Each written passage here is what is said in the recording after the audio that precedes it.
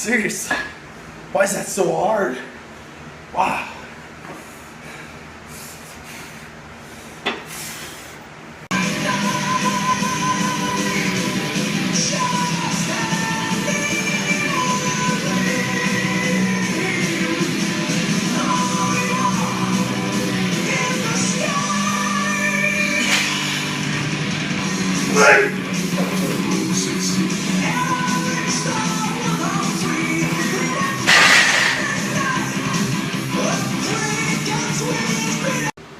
I will explain what this is in just a hot minute. But first I want to talk about the clips that you guys just saw. The first clip was dumbbell bench press. I switched it up in two different factors today because yesterday felt so terrible and so bulky and awkward and like I was going to visit Snap City that I figured changing it up to flat bench would make it easier to get the dumbbells in position. And actually putting 45-pound plates on would allow for more surface area so that those weights could rest on my legs for me to kick them up into position. Just to explain how that felt, let's see, there were 150s. They felt exceptionally hard compared to the 150s yesterday on the incline, so the flat should feel easier. So with that being said, the bigger plates most likely made it even more difficult. And I'm just going to come out there, guys. I don't think I'm going to dumbbell bench at home. It's just too risky, and it's not worth it. And it just doesn't feel like what dumbbells at a gym feel like, where the handles don't rotate, right? And it's just solid. It's just a tight, solid tool to utilize. Whereas these dumbbells at home, they spin, the plates all shake around, they're clunky, they're big, they're awkward to get into position. It just seems like a quick ticket to Snap City. Now, with that being said, I think they could be good as a warm-up just because they're so hard to stabilize. It definitely makes a barbell feel like cake once you transition from these cheap, bulky, cumbersome dumbbells to this smooth barbell. So I did the 150s and decided that this is probably going to be it for the heavy dumbbell pressing at home. I still love dumbbell pressing, and I want to progress with it. So I don't know. I might actually maybe just start going to a gym like once a week, get like a day pass like once every 2 weeks or something along those lines to do things that I can't do at home, like heavy dumbbell pressing. And as my knee starts to feel better, right, like maybe utilize a leg extension to actually build my VMOs back. Just things like that, things that I can't do at my house. And then the next clip was incline bench. So I'm laying on this incline bench as of right now. Now let me show you guys the angle that I'm utilizing here. So let's see if we can get some better lighting.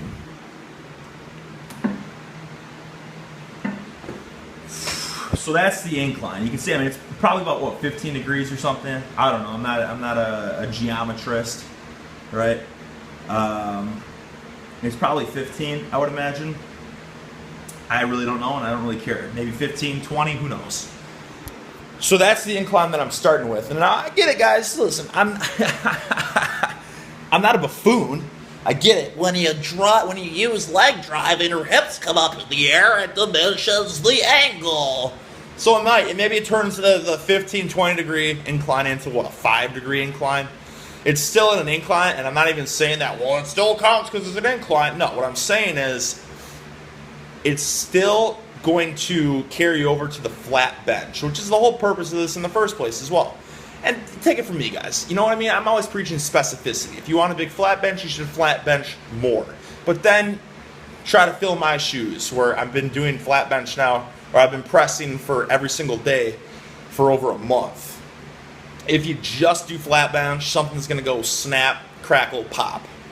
All right? So this is a very valuable tool in my opinion, because even if I use as much leg drive as I possibly can and my hips are coming up, my butt's coming off the bench, if that were still a flat bench press, it would be like as if I had zero leg drive whatsoever. Like I was doing like a Larson press or something along those lines. Because think about it, if this bench was flat and I had a big arch and I was driving, the angle would be right? My chest would be much higher than my head. Whereas even here, even if I'm arching, my chest is still below my head. So that's just one way to look at it. It says if I was doing a bench with 0 leg drive. So even if I'm trying to cheat as much as I possibly can, if it were a flat bench, or people are saying, well, it's turning into a flat bench. Yes, but it's turning into an incredibly strict flat bench. So that's just how I'm approaching it right now when I go smaller and smaller incline. And then, of course, I'll go back to my flat bench. But that was 355 pounds. And it didn't feel bad considering that I was using those dumbbells for probably an hour before I jumped into the barbell, just because I was trying to figure out, like, how is this going to feel? This feels terrible. And by the way, guys, the 150-pound dumbbell clip that you watched, that was actually the second time I tried the rep. And that was actually even harder than the first time I tried it. And the reason I don't have the first clip is because I deleted it because I was expecting to have a better clip for the second one with more reps. But it was actually harder because I was shot. Now, with that being said, I'll never be uploading videos saying this was my third set of my third working set that I'm uploading. I think that's a crock. I think that's no different than people that are uploading fake weights or fake natties or anything like that. I'm not even saying it's everyone, obviously, but I think that a lot of times when people are saying that this is my 5th working set of the day, why wouldn't you upload your first or your second or your third or your fourth? If you're uploading to YouTube and your channel is monetized, why wouldn't you upload all the clips in the first place? It only allows you to get more ad revenue, plus it makes you look more impressive. Why would you upload your worst clip? So that's what I just don't understand. I'm just throwing that out there because I'm seeing that a lot these days, and it doesn't make any sense to me. If I smash out, blow it out of the water my first set, why would I upload my 5th set where it's a grinder and it's hard? And that's no different than people saying, well, this was an RP of 7, when really, was it really an RP of 7? Or I guess more like, this was an RP of 9, when really it was a max effort 10.5. You understand what I'm saying? Like, that's just the way to say, like, well, I am stronger than this. This is a bad day of my physique. I ate cheeseburgers and french fries last night, and I'm awfully bloated, so I'm carrying more water, but normally I'm way more shredded. Well, this was a bad day at the gym. It must have been the heat. Well, I'm exhausted, but normally I'm way stronger than this. It's just that logic. It's just driving me nuts. So anyways, guys, the last thing I was going to show you that I showed you at the beginning was, what was that device that I was talking about right here? What is that? I'll explain what it is. I'll explain it by doing it. Oh! Look at that. Okay? That is essentially a homemade do-it-yourself pinch block. You guys, all this is, I took the end piece off the barbell, right? Just so I could rack plates on it. And then, as you can see, I put this clip here so I could allow some fingers so that I can get a good grip on it. And originally what I was thinking was I could have 110 on this side and then pull that out more and have 110 on that side so it's more even, but it ends up just being more work because I have to take these plates off every time or unscrew that every time. And I mean, it's fine. It gets the job done. Ultimately, I'm doing this because I've never trained pinch grip before. My first time actually trying it was at Jujimufu's.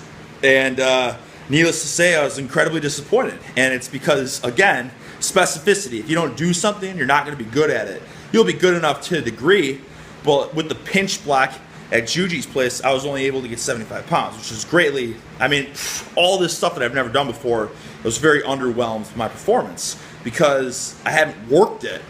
Now, the things that I did work, like when I was always doing fat grips, holds and things of that sort, longer fat grips, like I had incredible sustainability with my crushing power, but pure like 2-second max, like that wasn't there. And then same thing with like the grippers as well. Like we did a silver bullet hold, and Ricky Boogs had an exceptional performance on that, but the way that I was setting it up or setting the gripper or whatever apparently is like not regulation, which is stupid, I think, in the first place. But I mean, I get it, it's a competition, so I wasn't good at that. But because the way that I was setting it up and how I was always crushing it, I was really strong with that finisher, so the silver bullet was great. But what I want to do is I actually want to work all this stuff. I'm going to order a Rolling Thunder. Actually, I don't really want to order a Rolling Thunder. I've been looking into it. A Rolling Thunder is way too expensive. It's $100 freaking for a handle. $100 for a handle like the size of your hand. It's ridiculous.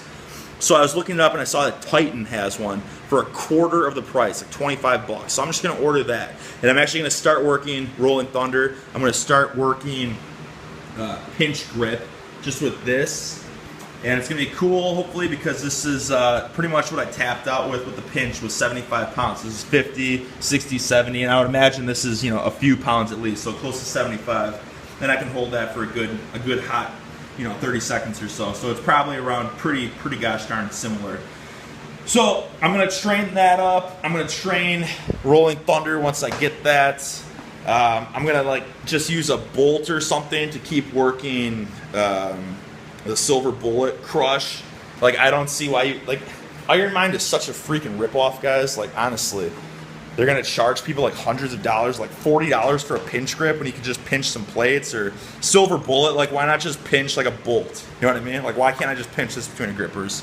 So just gonna do that type of stuff. I guess the hub is the only thing that I can't really jimmy rig, but the hub really, I don't think it has any carryover anyways, so down the road I might just have to order one of those. It's 40 bucks. I don't know, it's stupid. Who cares about a hub, right? Pinch grip, crush grip, that's all that really matters. So I'm gonna start working those more, so I might start recording those performances for you guys. Maybe I'll do it right now. Maybe I'll tap out my pinch grip and upload that clip. Give me a hot second and I will deliver. All right, squad, we got 80 pounds on here.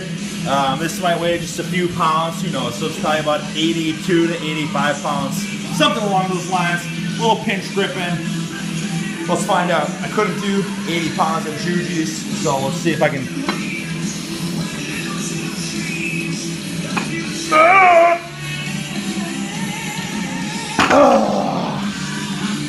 There we go. Day one.